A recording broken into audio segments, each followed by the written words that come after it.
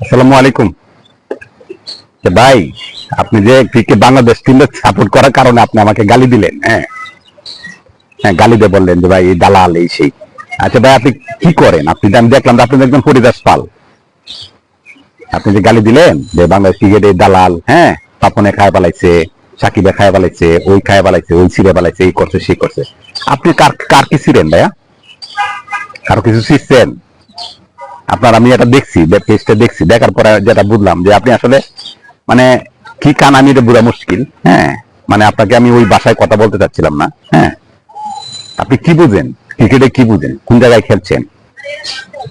হ্যাঁ, আপনাকে যদি জাতীয় দলে সাকিবের পরিবর্তে আপনাকে নামায় দেওয়া হয়, নাজমুল শান্তর পরিবর্তে, লিটন দাসের পরিবর্তে, হ্যাঁ, মাহমুদুল্লাহর পরিবর্তে আপনাকে নামায় দেওয়া হয়, অথবা ক্রিকেট বোর্ডের প্রেসিডেন্ট আপনাকে বানায় দেওয়া হয়, আপনি কি ছিড়বেন?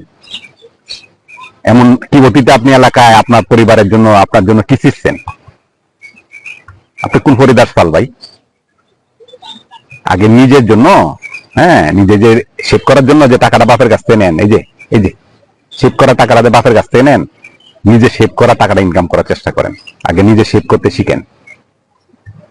আমি খোঁজ নিয়ে দেখছি আপনি যে সেভ করার এটা, ওইটাও অন্য জায়গায় সাইডে নেন।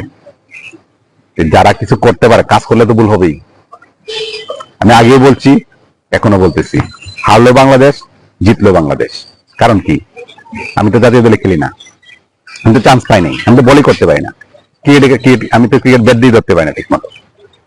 আমি কিভাবে সমালোচনা করব? আমি যদি তার দেশে ভালো খেলতাম, এই দেশে ভালো পারতাম, তো নাজমুল হাসান পাপনের থেকে আমার পজিশন যদি ভালো হইতো, তার যে ব্যাকগ্রাউন্ড, তার যে বাপ মা, তার যে অ্যাক্টিভিটিস, তার যে বিচক্ষণতা, তার যে ব্যবসায়িক মেন্টালিটি, তার যে পজিশন, তার কাছাকাছি আমি নাই।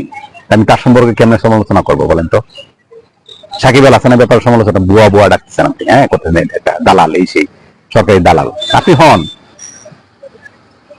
হন সাকিবের সাকিবের এই যে এই সিরার সমান, মানে একটা সিরে দিলে আপনার 14 গোষ্ঠী তার কাছাকাছি যেতে পারবেন না।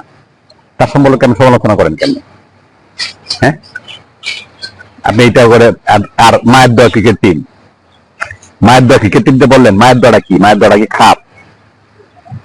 মায়ের দোয়া ক্রিকেট টিম যে আপনি বললেন, হ্যাঁ, পাকিস্তান হারছে এর সাথে, ইউএস এর সাথে, এটা তো মায়ের দোয়া ক্রিকেট টিম হয়ে গেছে। নিউজিল্যান্ড আজকে আছে আফগানিস্তানের সাথে, হারছে কিনা?